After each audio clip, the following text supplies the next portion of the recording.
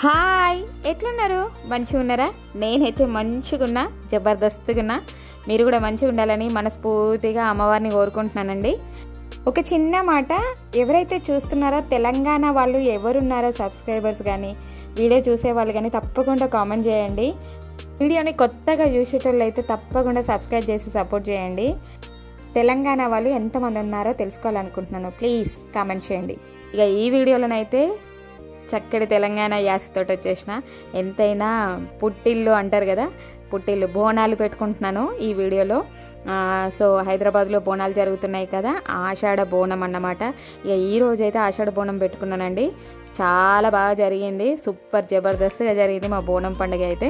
ఇక బోనం పెట్టుకుందామంటే మా తెలంగాణలో, అది కూడా మంచిర్యాల డిస్టిక్లో వర్షాలు అయితే ఫుల్ పడుతున్నాయి. 14 రోజుల నుంచి ఎడతెరపు లేకుండా వర్షం పడుతూనే ఉంది. ఇక సూర్యుని అయితే చూసింది అయితే లేదు 14 రోజుల నుంచి.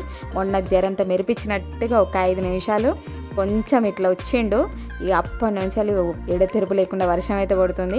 ఇవాళ బోనం పెట్టుకుందామని మొత్తానికైతే పనికి సెలవు పెట్టేసినాము. ఈ గ్యాల్లో పొద్దుగాలనే లేద్దాం అనుకున్నాము. పొద్దు పొడవక ముందే లేద్దాం అనుకుంటే ఎప్పుడు ఈవుడు సూర్యుడు రాకముందే లేద్దాం కదా. ఇక గియ్యాలనైతే సూర్యుడు వచ్చినాకనే లేవాలని డిసైడ్ చేసిండు మా ఆయన అయితే. ఇక ఎప్పుడు పొద్దున్నే 3 గంటలకు లేసుడు అలవాటు అయిపోయింది. ఇదే అలవాటు అయిపోయింది, సూర్యుడి కంటే ముందే లేసుడు.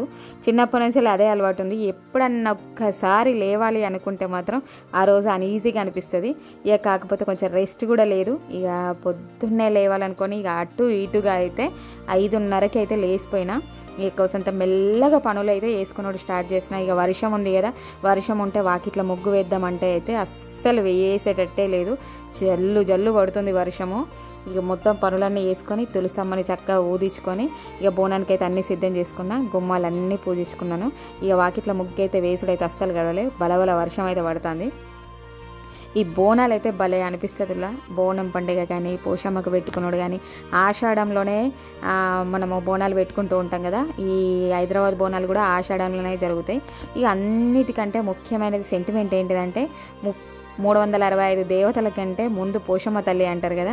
పోషమ్మ తల్లి, మైసమ్మ తల్లి, ఎల్లమ్మ తల్లి, ముత్యాలమ్మ, గ్రామ దేవతలను, ఈ గ్రామ దేవతలను పూజించుకున్న తర్వాతనే ఇక తెలంగాణలో ప్రతి పండగ అయితే షురూ అవుతుంది. ఈ ఆషాఢంలో పెట్టుకునే బోనం, హైదరాబాద్ బోనాలు అయితే అందరికీ తెలిసిందే. మాంకాళి తల్లి బోనాలు తెలిసిందే, పెద్దమ్మ తల్లి బోనాలు తెలిసిందే, జబర్దస్త్గా జరుగుతాయి.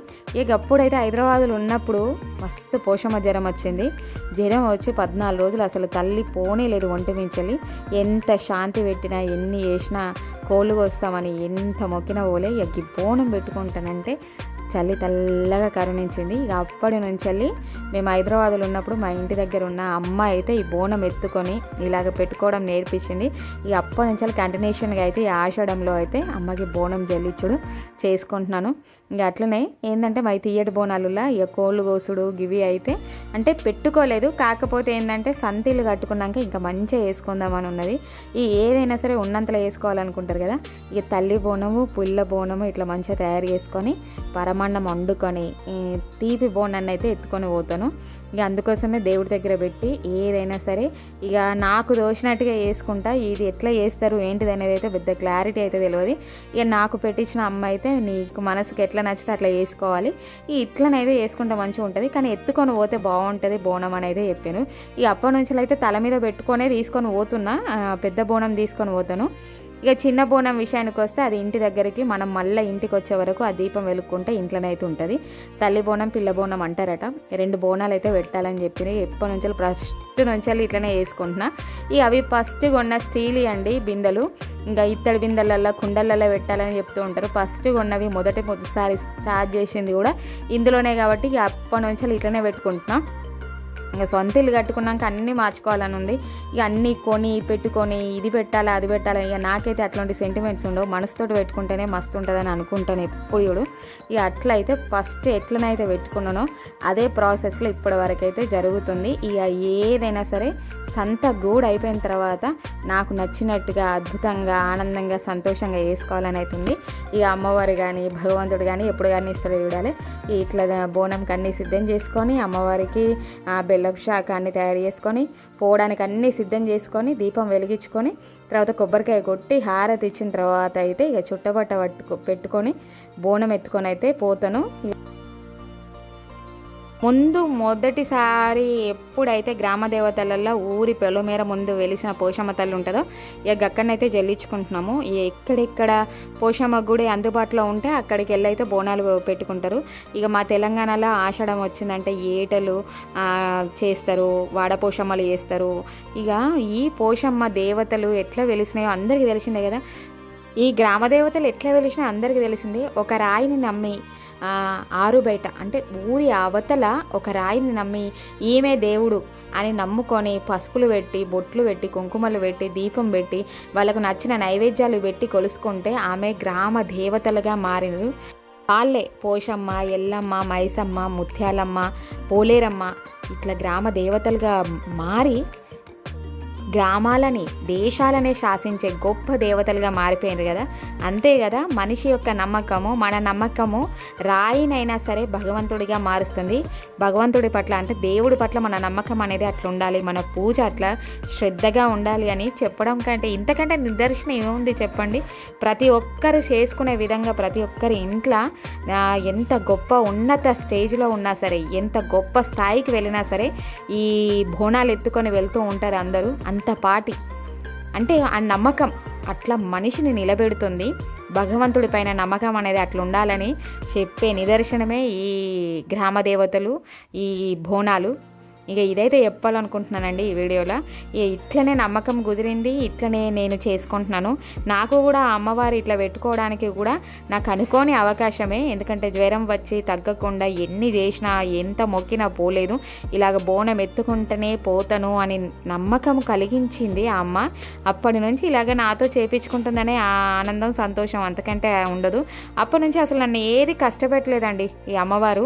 ఎట్లా అంటే నమ్మకం ఎట్లుంటుందంటే ఎంత రష్ ఉన్నా సరే అసలు ఎంత కష్టపెట్టకుండా, ఎవరు ఏమనకుండా అలాగ వెళ్ళిపోతూ ఉంటుంది. అలాగే నన్ను తీసుకెళ్తూ ఉంటుంది అమ్మ. క్యూలో నిలబడినా సరే ఇలా ఏదో ఒక రకంగా నన్ను అలసిపోకుండా ఆ బోనము తొందరగా ఆమెకి సమర్పించే విధంగా అయితే అమ్మ చూస్తుంది. ఇక ఇదైతే నాకు చాలా ఆనందంగా అనిపిస్తుంది. మా వారు కూడా షాక్ అవుతూ ఉంటారు, ఎంత బాగా ఎలాగా సాధ్యమవుతుంది అసలు అని. తను కూడా చాలా మంచి పాజిటివ్ వైబ్స్ వస్తాయండి. ఈ రోజంతా ఈ బోనం ఎత్తుకుంటే చూస్తూ ఉంటే అలా పాజిటివ్ వైబ్రేషన్స్ ఏదో ఒక శక్తిలాగా అనిపిస్తుంది. ఇక ఇది చెప్పాలనిపిస్తుంది కానీ ఏంటంటే నమ్మశక్యంగా ఉండదేమో. కాకపోతే ఇంట్లో మా వారికి అయితే తెలుసు ఈ అమ్మవారి శక్తి ఎంత గొప్పది అనేది. ఇలాగైతే ఉంది. ఆ అమ్మ సొంతలు ఇవ్వాలని కోరుకుంటున్నాను, ఇంకా బాగా చేసుకోవాలని. ఇట్లా బోనాన్ని అంతా సిద్ధం చేసుకొని అమ్మవారి రూపుతోటి ఇట్లా అలంకరణ చేసుకుంటా నా మనసుకు నచ్చినట్టు. ఇక అయిపోయిన తర్వాత చక్కగా బోనాన్ని ఎత్తుకొని దీపంతో ఇలాగ వెళ్తూ ఉండాలి. ఇక ఆ వర్షం కూడా కొంచెం తగ్గుముఖం పట్టింది. ఇక మా వారు వీడియో తీస్తున్నాడు. ఇట్లా నడుచుకుంటూ ఇక గుడి దగ్గర దాకా అయితే వెళ్తాము. గుళ్ళో మొక్కు చెల్లించుకొని వస్తాము. ఇట్లయితే జరుగుతుంది అన్నమాట ప్రతి సంవత్సరం. చక్కగా రెడీ అవ్వాలి, పట్టు చీర కట్టుకుంటాను, చాలా బాగా రెడీ అవుతానండి. కానీ ఈ వర్షానికి అసలు ఏమి చెయ్యాలో అర్థం కాలేదు. ఇలా సింపుల్గా అయితే ఈసారి ఇలాగా అయిపోయింది. ఇలాగా అమ్మకి ఇలాగా చెల్లించుకోవడం జరిగిందనమాట.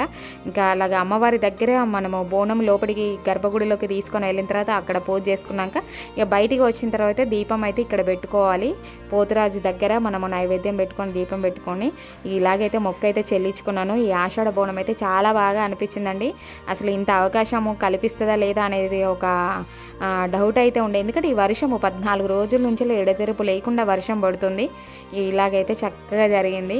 ఇక మరొక మంచి వీడియోతో కలుసుకుందామండి. ఈ వీడియో ఎట్లా అనిపించిందో మీకు కూడా కామెంట్ బాక్స్లో అయితే తెలియజేయండి. అదేవిధంగా తెలంగాణ వాళ్ళు ఎవరైతే ఉన్నారో తప్పకుండా కామెంట్ చేయండి, తెలుసుకోవాలనుకుంటున్నాను. నా సబ్స్క్రైబర్స్లో తెలంగాణ వాళ్ళు ఎవరున్నారు, సో తప్పకుండా కామెంట్ అయితే తెలియజేయాలని కోరుకుంటున్నాను. మరొక మంచి వీడియోతో కలుసుకుందాము. నేను మీ అన్న సంతోష్ ఉంటాను. బాయ్.